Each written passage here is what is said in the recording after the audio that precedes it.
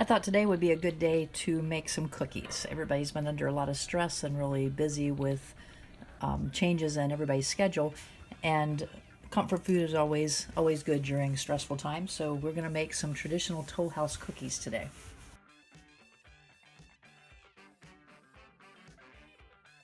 When I make this recipe, I like to double the batch so that I can freeze some and have them ready to go straight from the freezer. So today we're doubling everything. And first of all, in the bowl, I already have a cup of Crisco and a cup of softened butter. The original recipe calls just for butter, but my mom taught me when I was young to always use half and half because it makes lighter and crispier cookies. So we're going to do it that way today. And also, butter is short right now. It's hard to find it in the store. So, and I had some Crisco on the shelf, so I'm not using quite as much butter this way.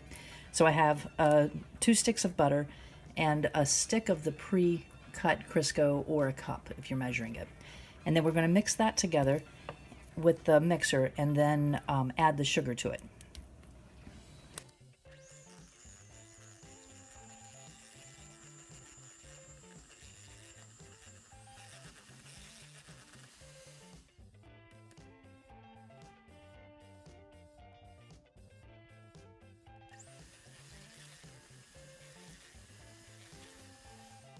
So now we have the butter and the shortening, the white sugar and the brown sugar all creamed together.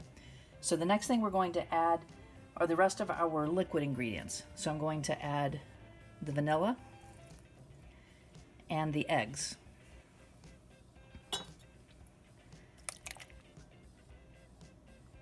And if you're looking for cooking supplies and want to know that some of the things that I'm using, I've listed everything in the description below. I am an Amazon associate. If you use the links that I have below, it helps to support my channel, but it does not cost you any more. So I'd appreciate it if you would use those links if you are shopping on Amazon, because it helps me to be able to make more videos and to be able to afford some of the ingredients that I'm using. So let's keep going here. So I've added the eggs and the vanilla, and I'm going to mix these in with the mixer.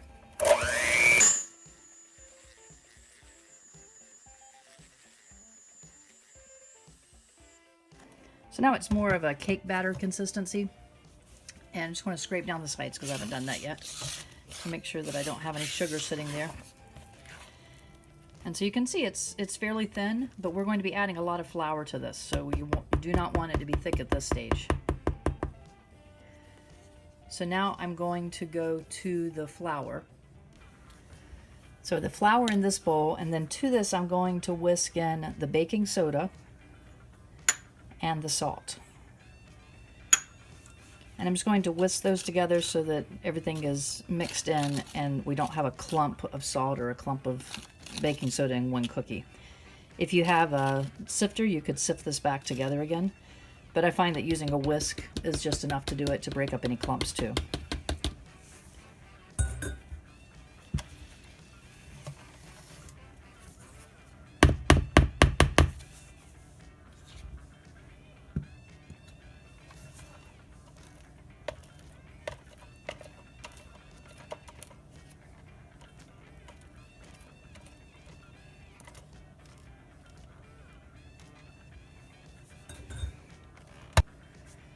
So now I'm going to start adding the flour just a little at a time into my batter and mix that in stages.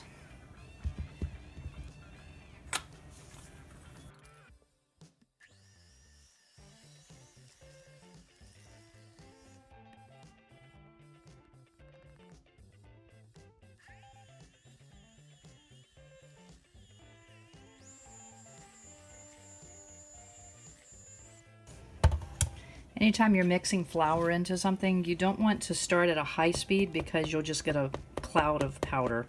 So that's why I'm starting low and then going higher as it mixes in.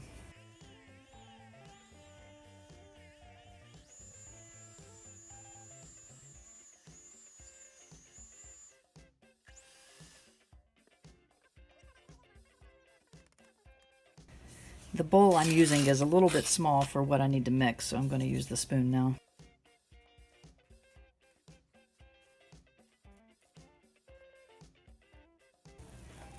Now you can make this entire recipe just with the spoon in the bowl. You don't have to have a mixer for this. But it makes life a little bit easier if you can use the mixer. It's a little bit faster.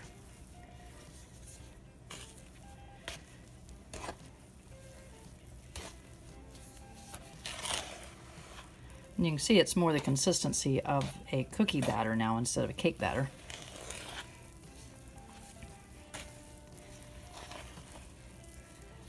And then I'm going to go back to the mixer just to see what I can get done with that, and then I'll finish with the spoon.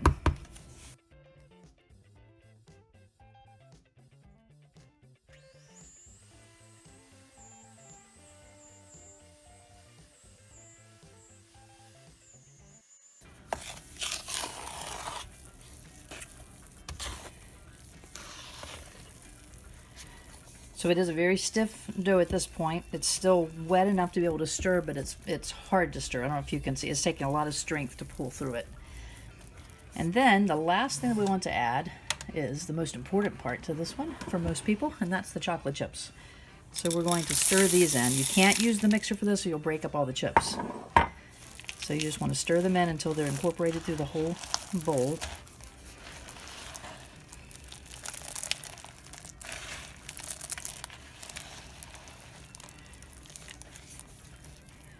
And this is easier to do if you do a single batch, or do a double batch inside a bigger bowl. I'm just as full as this bowl can take it.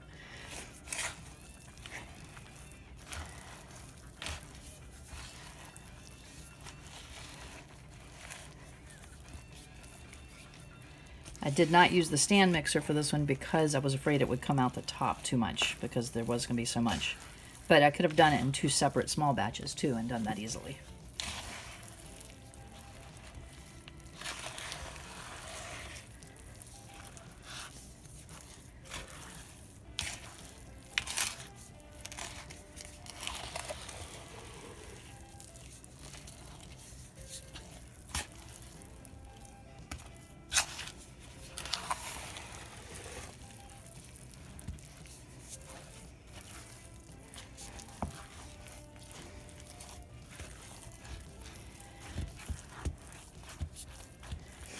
So I think we're pretty much ready to go. So let me go preheat the oven. So I have the oven preheating to 375 degrees Fahrenheit, and I'm going to use a cookie scoop. This is a medium to large size. It's not as big as an ice cream scoop by any means, but it's about a heaping tablespoon amount. So I'm going to use this. If you don't have a scoop, then you would take a spoonful with a tablespoon and then push it off onto the pan with another and just do it like a drop biscuit or a drop tablespoon with it. So I'm going to scoop these and put them a couple inches apart because they are going to spread out a little bit while they're cooking.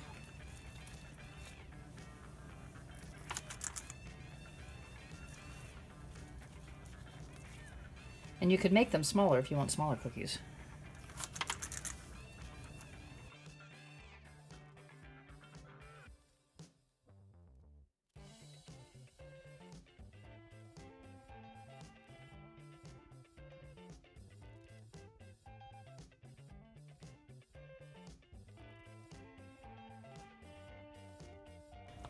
So I'm going to put this pan in the oven for 9 to 11 minutes, or until golden brown.